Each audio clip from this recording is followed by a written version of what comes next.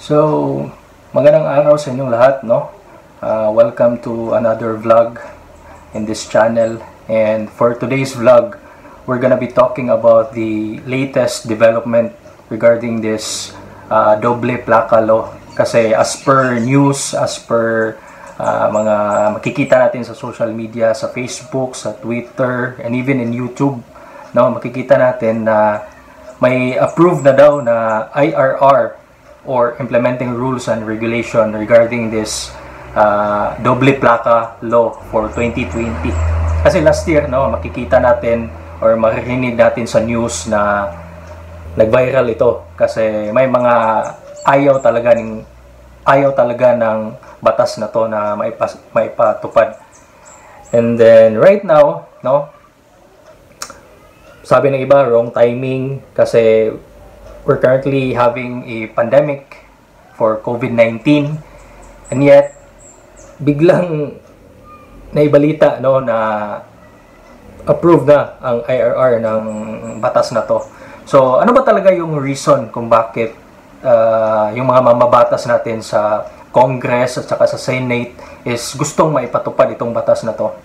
So accordingly, no, sabi, no, yung pinakamabigat talaga na rason kung bakit gusto nilang ipatupad ang doble plaka for motorcycle vehicles because of the crimes being committed by criminals, or yung, for example, riding in tandem or highway robbery using motorcycles.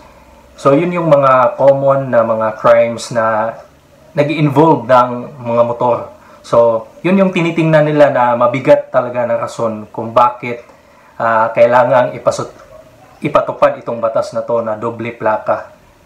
So sa mga nagtatanong, no, kung gaano ba kalaki ang plaka na gagamitin sa bagong batas na ito. So as per research of mine, no, nakita ko sa aking pag-research na ang size ng plaka, no, magsimula tayo sa likod, no, sa likod ng motor. So since doble plaka, dalawa na, of course, 'di ba, kasi doble plaka. So dalawang plaka na ang gagamitin ng mga motor compared sa nakasanayan na natin na isang plaka lang na nasa likod. So sa likod, yung size ng plaka sa likod is yung width niya is, yung lapad is 235 millimeters. So malaki, no? 235 millimeters, and then the height of the plate would be 135 millimeter. Yun yung sukat ng plaka sa likod. And for the plate na naman na gagamitin doon sa front ng motor is, yung width niya is nasa 135 millimeter, and then yung height is 85 millimeter. So ganon siya kalaki, no? Tapos, since nakasanayan na natin na isang plaka lang, so anong mangyayari sa mga motor natin, no, kung lalagyan ng plaka doon sa harap? Diba? So, for me, no, papangit talaga yung forma ng motor natin. Lalo na yung mga small bikes, small displacement bikes. Lalo na yung mga small displacement bikes na ginagamit ng mga motorista. Kasi yung iba, yung mga big bike, madali lang naman yan kasi malalaki yung front setups nila sa harap. So madali lang ilagay yung plaka. But how about those small displacement bikes? So anong mangyayari? So kayo nang bahalang mag-imagine kung ano yung forma ng motor niyo kung sakaling may ipatupad na talaga itong batas na to. Bakit ba talaga ipinatupad itong batas na ito sa gitna ng pandemic? No? We are currently facing a big problem, which is COVID-19, and yet mababalitaan na lang natin na yun nga, may approved IRR na yung doble plaka. And bakit pa talaga nila ini-insist na ipatupad sa gitna ng krisis ng COVID? No? According to Idol Zack Lozero, wrong timing. No? Wrong timing according to many people, not just Idol Zack Lozero of Makina Riders. Wrong timing itong implementation ng doble plaka. It's because yun nga, we are facing a pandemic na dapat yun muna yung pagbigyan natin ng pansin para ma-solve natin, aside from the rising demand of mass testing, yung mga testing kits, yun yung mga major problems na kinakaharap ng bansa natin ngayon. And on the other hand, itong batas na ito is bigla na namang nag-ingay na mag-i-implement na naman, no? So, sabi ni Zach, no, wrong timing kasi we are facing a pandemic. But for me personally, on the side of the lawmakers, sa mga congressmen, sa mga senators, this time of pandemic is the best and the perfect timing for them to implement this one. Bakit? No? Last year, nung nag-ingay itong doble plaka bill, marami ang nag-rally, marami ang bigay ng kanilang sentiments na ayaw nila sa batas na ito or sa bill na ito na maipatupad because yun nga, yung mga kinoconsider natin na mga disadvantages, no? Na papangit yung motor, it will not solve crimes literally or practically because sino bang gago na kriminal na gagamit ng tamang plaka kung magkukumit ka ng krimen, di ba? Sinong gago ka ba kung kriminal ka tapos may gagawin ka, you are about to commit a crime and then are you gonna use the accurate plate of your motorbike or the right plate of the motorbike? Diba? Hindi naman siguro, or yung iba nga is tinatanggal nila when they are committing a crime. So, it's not really a solution to crime deterrent, no? Kasi, yun nga, no? It will not really solve crime rate here in the Philippines because of this doble plaka. So, again, going back, no? Sabi ko na this is a perfect timing. This is a perfect timing for the lawmakers to implement this one because sino bang gago ang lalabas ngayon sa kalye para mag-rally? Di ba? As per government, the protocol, we are not allowed to hold any gatherings, any mass gatherings outside because we are advised to stay at home because of this pandemic. So, this is a perfect timing for them, no? Kasi yung ginagawa ng mga tao ngayon, stay at home kasi ayaw nating mahawa tayo. Ayaw nating mahawa tayo sa virus na to na maglalagay sa atin sa panganib. So if you ask me personally kung ano yung nakikita kong rason kung bakit atat na atat itong mga lawmakers natin na may sa katuparan or may sa batas na talaga itong doble plaka law, it's because may gustong kumita dito. When we have a big project, it needs a big budget. No? Imagine kung dalawa yung plaka ng mga motor, magkano lahat yun, no? Kung babayaran na yan ng motorista, yung may-ari ng motor, di ba? So, malaking pera talaga to. May gustong kumita dito. At di ko alam kung sino, no? It's for you to find out, no? Kung sino talaga yung may mga hidden motives regarding this one, no? I'm not saying na itong mga congressman na to, corrupt ito, gustong kumita ito.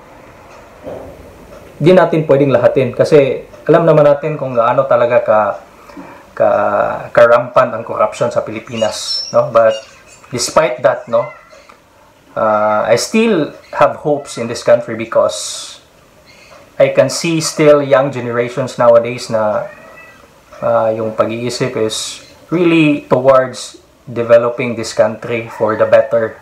And despite the fact that the Philippines right now is a complete mess or marami problema, I'm still hopeful because we, the youth, is the future of this country. And we should not allow these people to just implement this one na hindi consider yung sentiments ng majority of the people na magiging affected ng batas na ito kung ay sakaling may isapatupad na. And also, since we're living in democracy, I think public opinion is really important in this issue right now. Because, di ba, yung ilang kongresista natin, gustong-gusto na talagang ipatupad ito ngayon, no? So, ilan ba sa kanila yung mga nagmumotor? Ilan sa mga congressman natin or congressmen natin na nagmumotor araw-araw pagpunta nila sa trabaho or kung saan man? Ilan sa mga senators natin ang nagmumotor? Kung mayroon man, siguro mabibilang lang sa daliri natin, no? So, are they really representing the ordinary people in this type of situations right now? So, yun yung talagang maiisip mo, di ba? Kung sasabihin natin na the voice of the people is the voice of God, no? The law is the law. So, that's stupid right now to think of that, because is this really the voice of the people? No? Is this really the voice of the people na gusto natin na ang doble plaka law na ito na may sapatupad? No. But for me personally, and most of my colleagues in the motorcycle passion into riding motorcycle, this is not really good, no? Aside from the things that I've mentioned earlier na mga disadvantages, this kind of law will not really be a deterrent for crime. So kung pinoproblema ng Pilipinas at ng mga politiko natin kung paano isolve itong crimes na mga ito, like riding in tandem, highway robberies, etc., involving motorcycle, ano ba talaga yung solusyon na dapat nilang gawin? Ako, simple lang, no? We have the policemen. We're paying them right. And hindi naman siguro, marami naman siguro tayong pulis, di ba? Kasi, yun nga, malaki na yung salary nila, so marami ng mga tao na gustong magpulis kasi, ano na, competitive na yung benefits. So, when we have a strong or a wide workforce of policemen, why not use them to be visible all the time on the streets, di ba? Police visibility is the key for this, for us to have a deterrent in solving this problem. Hindi yung doble plaka. Kasi nga, sinasabi ko kanina, di ba, sinong gagong kriminal ang gagamit ng tamang plaka kung siya ay magkukumit ng crime? Di ba? Even mga vehicles nga, like mga kotse, yung mga ginagamit sa krimen, they're using other plates just to disguise their identity in perpetuating these crimes, no? So dapat dyan, kung may mga makita man kayo sa kalye ng mga pasaway na riders na nagmamotor, mabilis pagpatakbo, nag-overspeeding, no? Hulihin yan, no? Hulihin yan. And at the same time, no? Dapat mas makikita natin sa highway or sa mga kalye yung mga pulis na visible. Kasi it will be a deterrent to crime. Kasi kapag nandyan sila all the time, these people who are having criminal minds will not really, or probably hindi talaga nila i-commit ang crime because matakot silang mahuli ng mga pulis kasi marami pulis na nasa kalye, di ba? Sinasabi ko nga, di ba, na marami tayong pulis ngayon, and unfortunately, itong mga pulis natin, yung ibang mga pulis, instead na maging visible sa mga kalye, sa mga public places for them to apprehend criminal people kung may krimen na mangyari or if these people will about to commit a crime, ang nangyayari is, reality to ha, this is a real talk. Itong mga ibang pulis, ginagamit na bodyguard ng mga politiko at saka mga VIPs. So, sino ang naka-benefit? Is it the public or other people na itong mga politiko na ito? So, yun yung isipin ninyo. Kung manonood mo kayo nito sa vlog na to, kung sino mang mga nasa government natin, no? I hope na this video would really sink in to your nerves, no? Na ito yung hinaing ng mga ordinaryong tao, no? Ito yung hinaing ng mga ordinaryong tao na hindi niyo pinapakinggan kasi I don't know about your motives, why you are really insisting that this law should be passed or should be implemented. I don't know. So it's up for the people to digest this kind of scenario right now na ano na mangyayari sa amin, no? Tapos kapag nahuli daw, ang laki ng fines. So pera na naman, no? Pera na naman. Magbabayad ka ng fines mo kung mahuli ka na wala kang, hindi doble yung plaka mo, and at the same time, kapag mag-renew ka ng registration mo, tapos of course malaki na yung babayaran mo kasi dalawa na yung plaka tapos ang lalaki pa. So I think dito ko na natatapusin itong video na to.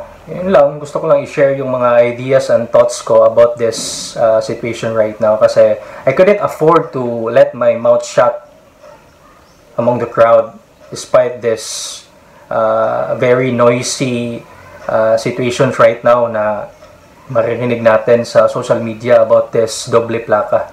So I hope na sa mga motorista dyan, no, kung meron tayong pagkakataon na mag-petition para hindi matuloy ito, let's support that because this is for our good. And yun nga, we are all Filipinos, and yun nga, I am a peace-loving person. So I really hate crimes, and I think this kind of law will not really solve crimes per se, but it will create more confusions and complications in our people. So yun lang, and salamat. Ride safe sa lahat. Stay safe. God bless. Peace.